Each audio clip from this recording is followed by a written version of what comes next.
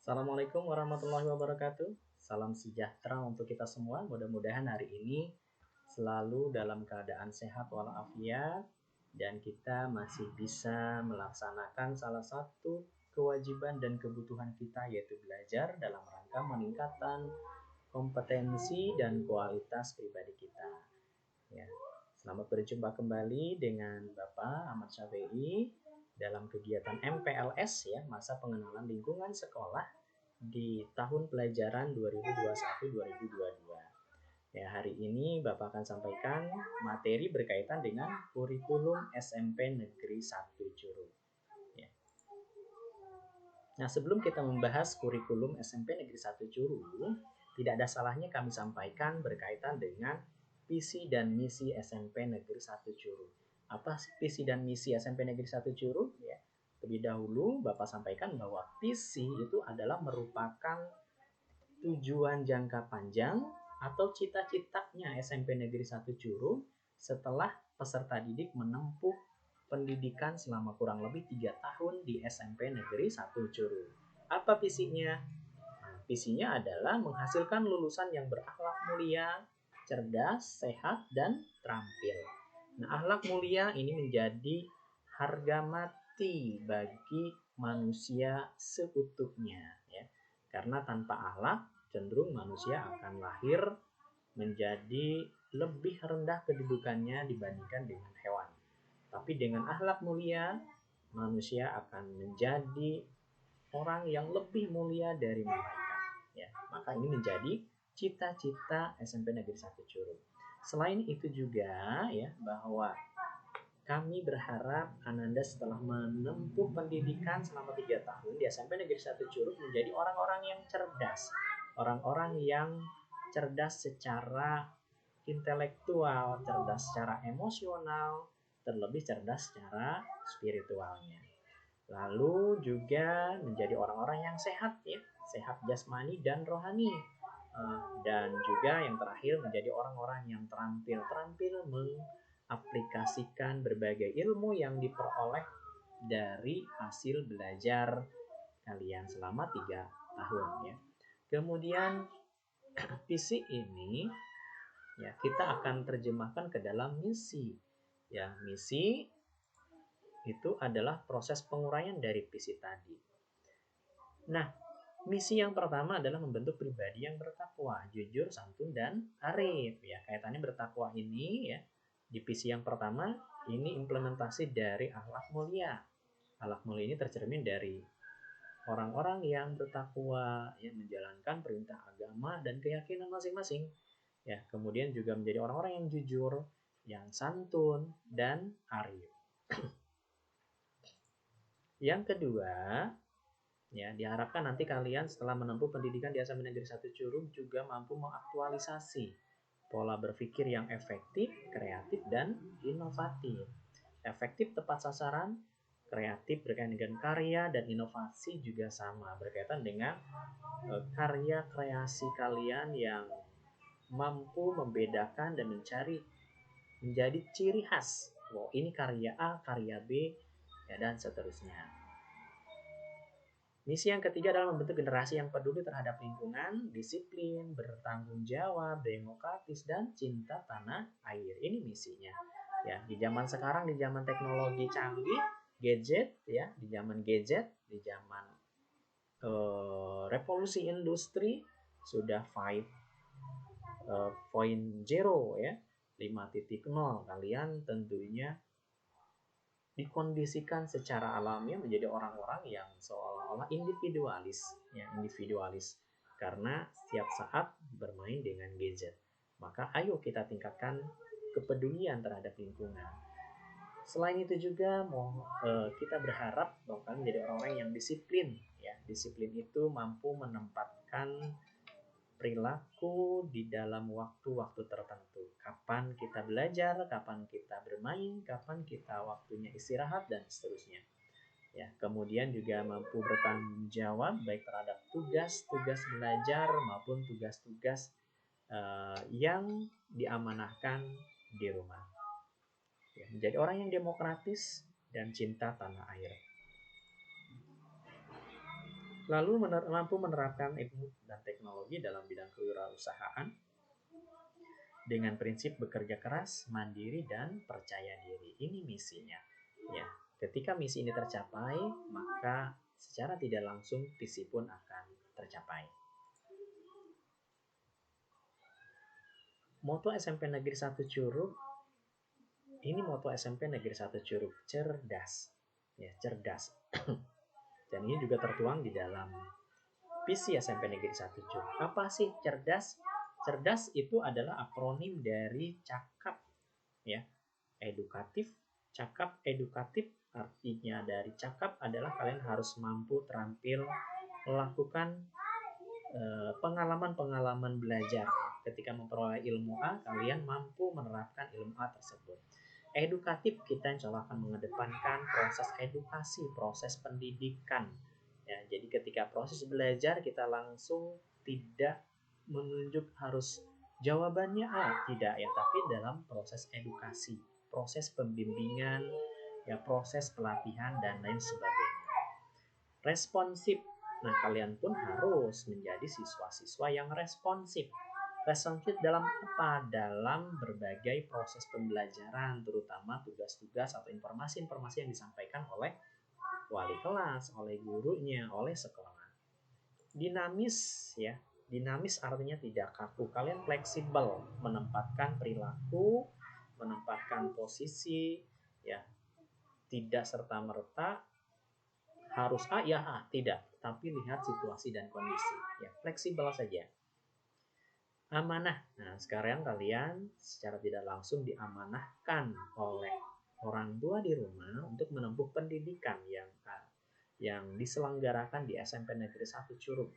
Ya, maka jaga amanah itu. Ketika kalian diberi fasilitas belajar untuk belajar online misalkan kuotanya, nah, jangan kalian gunakan untuk bermain game online dan lain sebagainya. Nah, itu ya.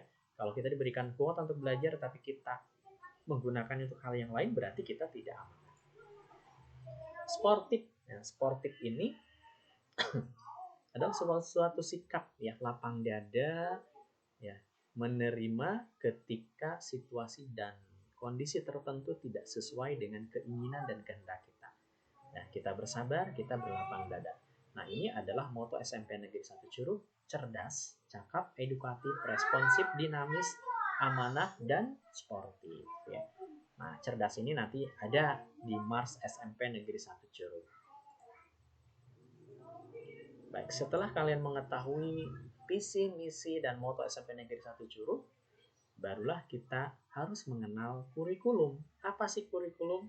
Nah, kalau boleh Bapak ibaratkan, ya, ketika kalian memiliki cita-cita jangka panjang, kemudian kalian menyusun rencana, ya, rencana kegiatan, rencana yang harus dilakukan, lalu kalian tuangkan dalam bentuk buku, misalkan buku harian kah, atau misalkan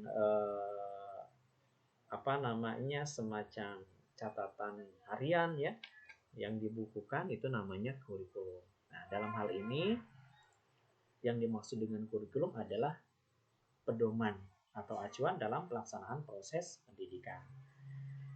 Di dalam kurikulum ini ada 3 kegiatan, ya, intrakurikuler, kokurikuler, dan ekstrakurikuler. Jadi ini nanti kegiatan-kegiatan inilah yang akan kita lakukan yang mencerminkan kurikulum SMP Negeri 1 Curug. Pada kegiatan intrakurikuler, ya, apa sih kegiatan intrakurikuler? Kegiatan intrakurikuler itu berkaitan dengan mata pelajaran yang harus kalian tuntaskan selama lebih kurang 3 tahun, ya, di SMP Negeri 1 Curug yang berkaitan dengan mata pelajaran. Yang tentunya di SD juga sudah mengenal mata pelajaran yang sama di sini. Hanya barangkali di SMP jauh lebih banyak. Ya, ada lebih kurang 11 mata pelajaran ditambah dengan proses bimbingan konseling, ya. Bimbingan konseling ini masuk ke dalam kegiatan intrakurikuler kita karena berkaitan dengan proses bimbingan dan lain sebagainya.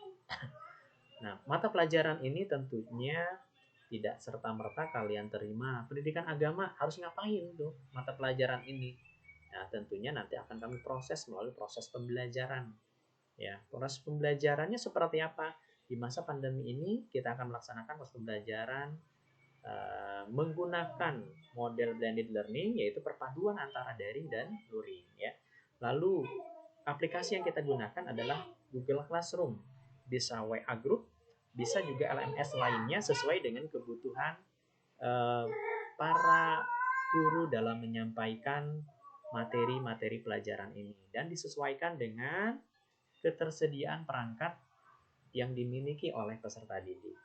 Lalu medianya bisa dalam bentuk PDF yang kita share melalui Google Classroom, melalui WA Group, melalui LMS lain yang ditentukan ya. Lalu juga bisa kami kirimkan share video melalui YouTube, melalui langsung WA Group jika memungkinkan. Bisa juga dalam bentuk media selain PowerPoint ya. Bisa juga medianya kami gunakan web ya. Nah, ini adalah bentuk-bentuk media yang kita gunakan. Dan yang terpenting adalah mohon nanti dalam proses pembelajaran ini kehadiran sangat ditentukan, yaitu proses kehadiran pembelajaran minimal 90%.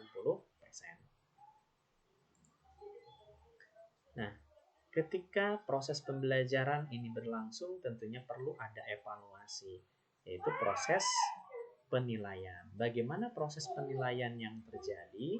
Yang pertama, penilaian ini akan meliputi aspek sikap, pengetahuan, dan keterampilan. Ya, sikapnya seperti apa, bagaimana pengetahuannya, sudah terampil atau belum, ini nanti akan kami nilai. Lalu berikutnya bahannya apa saja sih yang akan diambil? Pertama tadi proses kehadiran harus minimal 90% ya. Lalu respon tugas, ya respon tugas-tugas yang dari Bapak Ibu Guru yang disampaikan melalui WA, melalui GCR, melalui LMS, Learning Management System lain, atau melalui web, ya direspon tidak ya. Nah, kemudian penilaian harian ini terdiri dari penugasan harian dan ulangan harian. Nanti per 3 bulan ya kita akan melaksanakan PTS, penilaian tengah semester.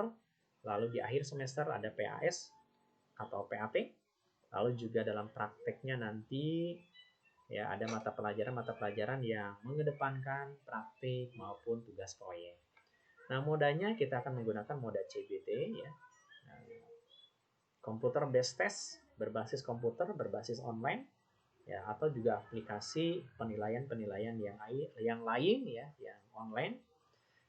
Nah, berkaitan dengan ini juga perlu kalian perhatikan bahwa kalian akan dikatakan tuntas dan tidak tuntas nantinya dalam proses penilaian setelah mengikuti proses pembelajaran. Nah, ranahnya untuk ranah sikap, aspek sikap itu minimal kami nyatakan tuntas kalau berdasarkan predikatnya kalian peroleh predikat B. Kami percaya dan yakin kalian adalah orang-orang yang sangat baik karena terlahir dari keluarga-keluarga yang sangat-sangat baik ya. Mohon jangan dicemari ya. Jadi kami mengharapkan minimal kalian sikapnya berpredikat B. Lalu nilai pengetahuan dan keterampilannya itu minimal KKM ya. Ini mohon ketuntasan ini diperhatikan. Nah, ketika kalian dinyatakan tuntas, maka kami akan berikan apresiasi ya dalam bentuk rapot, dalam bentuk kelulusan ya, dalam bentuk ijazah nanti di 3 tahun yang akan datang. Kemudian kokurikuler, kegiatan yang memang sangat-sangat mendukung kegiatan intrakurikuler. Yang pertama, melalui program pembiasaan. Ya, pembiasaan yang mana? Sholat duha, ya. Kemudian ada pengajian Jumat, ada upacara bendera, ada literasi kitab suci, kemudian juga penguatan pendidikan karakternya, lalu PHBI dan PHBN ya.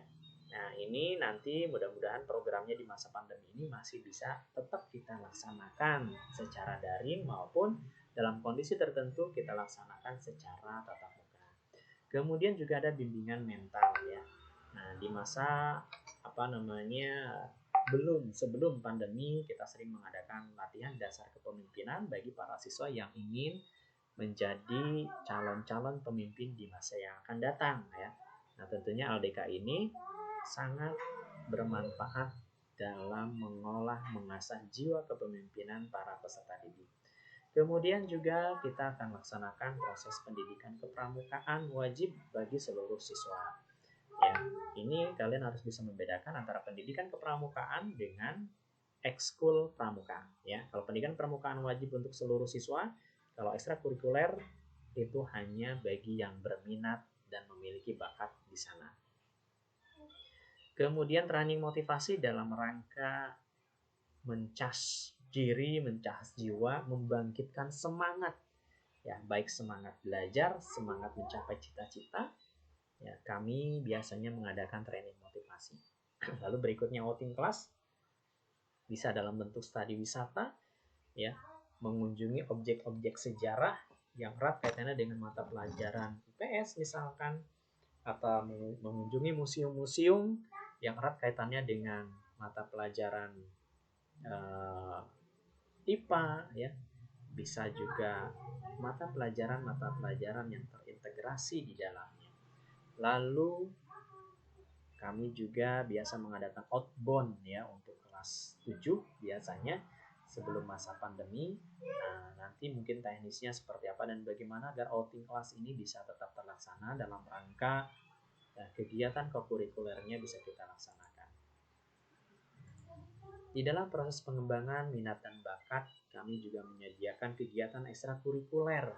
Ya, sebagai contoh misalkan dalam pendidikan, dalam bidang kepemimpinan ada 3 ekskul, diantaranya OSIS yang menjadi induk dari organisasi kesiswaan, kemudian juga pramuka, paskibra, lalu di bidang kesehatannya ada UKS, di bidang keagamaannya ada rohani Islam, ya, rohis karena kita mayoritas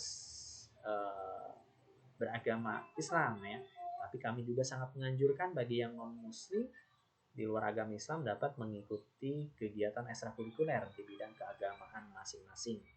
Klub Nepal diantaranya adalah English Club, klub IT, klub matematik, klub IPA, klub IPS, ada juga karya ilmiah remaja, ya, yang diperuntukkan bagi peserta didik yang ingin mengembangkan minat dan bakatnya dalam dunia eksperimen, dunia ilmiah, dan dunia ekspedisi. Kemudian juga ada bidang seni yang sudah berjalan adalah marawis dan seni vokal. Lalu di bidang olahraganya ada futsal, sepak bola, pencaksilat, taekwondo atau karate dan lain sebagainya. Ini kegiatan ekstrakurikuler. Silahkan para peserta didik memilih salah satu kegiatan ekstrakurikuler yang sesuai dengan minat dan bakatnya. Berkaitan dengan waktu belajar di masa pandemi COVID-19, kita tetap masih mengikuti program pemerintah, yaitu belajar dari rumah, belajar secara online, belajar secara daring. Ya, di mana nanti agenda kegiatannya setiap hari tentunya ada perbedaan. Ya, sebagai contoh di hari Senin kita mulai dengan melaksanakan sholat duha atau ibadah harian, ya. Sholat duha bagi yang muslim, ibadah harian bagi yang non-muslim. Disesuaikan dengan agama dan keyakinannya masing-masing. Lalu baru dilanjutkan dengan pembelajaran secara daring melalui Google Classroom ataupun WA Group ataupun melalui learning management system lainnya.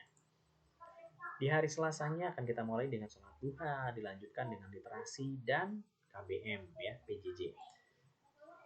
Di hari Rabu, sholat duha dan olahraga ceria dalam rangka mewujudkan siswa yang sehat jasmani. Harapannya, jasmaninya sehat, jiwanya juga sehat. Di hari Kamis, sholat duha dan literasi. Dan di hari Jumatnya ada sholat duha, lalu literasi kitab suci. Nah, perbedaannya di hari Selasa dan Kamis ada literasi. Ini literasi secara umum. Ya, kita membaca dunia, membaca sejarah, membaca ilmu pengetahuan, dan di hari Jumatnya fokus kepada literasi kitab suci masing-masing, ya, dimana nanti, ya, sebagai contoh yang muslim misalkan membaca kitab suci Al-Qur'annya, yang Kristiani Alkitabnya, ya, dan lain-lain sesuai dengan agama dan keyakinan masing-masing. Yang tentunya waktu belajar ini akan lebih efektif ketika kalian mengikuti dan melaksanakan dengan penuh semangat dan tidak dijadikan sebagai beban. Ya, ini waktunya. Ya, secara umum kita mulai pembelajaran dimulai jam 7 pagi sampai dengan jam 12.30. Kriteria ketuntasan minimal ini di kelas 7 ya, pendidikan agama 75, pendidikan Pancasila dan kewarganegaraan 75, bahasa Indonesia 73, matematika dan IPA 70, IPS 73, bahasa Inggris 72, seni budaya 75, Penjaskes 75, Prakarya 75, dan Molok ICT-nya 75. Ini KKM, kriteria ketuntasan minimal ya, standar nilai yang harus kalian tempuh di aspek pengetahuan dan keterampilan. Kriteria kenaikan kelas. Nah, ingat bahwa kenaikan kelas ini ditetapkan berdasarkan rapat Dewan Guru ya. Jadi kalian naik tidaknya bukan atas keinginan wali kelas saja ya, bukan diputuskan oleh wali kelas ataupun tidak ditunjuk oleh kepala sekolah. Tetapi alur pertamanya adalah berdasarkan rapat Dewan Guru. Ketika guru A menginginkan kalian naik, ternyata guru B berkeberatan, maka nanti kenaikan kelas kalian akan dipertimbangkan. Nah, dasar rapatnya apa? Dasar penentuan kenaikan kelasnya yang pertama adalah menyelesaikan seluruh program pembelajaran dalam 2 semester. Artinya selama 1 tahun ini nilai kalian harus tuntas ya. Harus tuntas semua nilainya. Lalu memiliki sikap minimal baik. Tidak ada catatan-catatan yang memberatkan kalian dalam kenaikan kelas. Yang ketiganya, kegiatan ekstrakurikuler, pendidikan kepramukaan ya.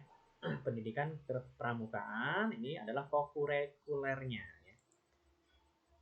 Lalu tidak memiliki lebih dari 2 mata pelajaran yang nilai kompetensi pengetahuan dan atau keterampilannya di bawah KKM. Nah, jadi ketika kalian di poin 1 ya, dengan upaya tertentu tidak berhasil menuntaskan, ada keringanan, boleh tidak tuntas tapi maksimal hanya 2 mapel. Ya, kalau 3 mapel bagaimana? Akan kami pertimbangkan kenaikan kelasnya. Ya, gitu ya. Kemudian yang terakhir, kehadiran. Mohon maaf, ini kehadiran ya. Kehadiran 90% dihitung dari waktu efektif kalender pendidikan. Nah, jadi nanti mohon kehadirannya minimal 90% ya. Mohon maaf. Ini yang harus kalian patuhi, harus kalian ikuti agar nanti dinyatakan naik kelas. Selesai, alhamdulillahirobbilalamin. Nah, yang terakhir ya, kami mengajak kalian untuk senantiasa bersyukur dengan apa yang ada, dengan apa yang kalian miliki, karena kalian masih diberi kesempatan untuk belajar. Jadikan amanah ini sebagai bentuk rasa syukur kita dengan melaksanakan kegiatan belajar sebaik-baiknya. Yang keduanya, senantiasa tersenyum ya, karena tersenyum merupakan ibadah. Meskipun kesehariannya kita selalu menggunakan masker, tetapi di balik maskermu ada senyuman yang terbaik. Dan juga jangan lupa capai kebahagiaan dengan berbagai prestasi yang diperoleh. Ya, terima kasih. Itu saja barangkali yang Bapak sampaikan di pertemuan penyampaian materi kurikulum SMP Negeri 1 Curug. Terima kasih atas perhatiannya. Assalamualaikum warahmatullahi wabarakatuh.